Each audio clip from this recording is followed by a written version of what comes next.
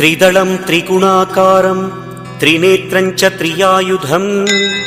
त्रिजन्म पापसंहारं एकबिल्वं शिवार्पणम् त्रिशाखैः बिल्वपत्रैश्च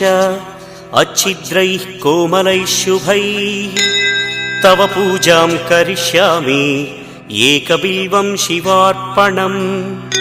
कोटिकन्या महादानं तिलपर्वतकोटयः काञ्चनं शैलदानेन एकबिल्वं शिवार्पणम्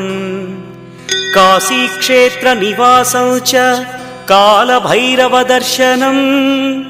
प्रयागे माधवं दृष्ट्वा एकबिल्वं शिवार्पणम् इन्दुवारे व्रतं स्थित्वा निराहारो महेश्वर नक्तं हौष्यामि देवेश एकबिल्वं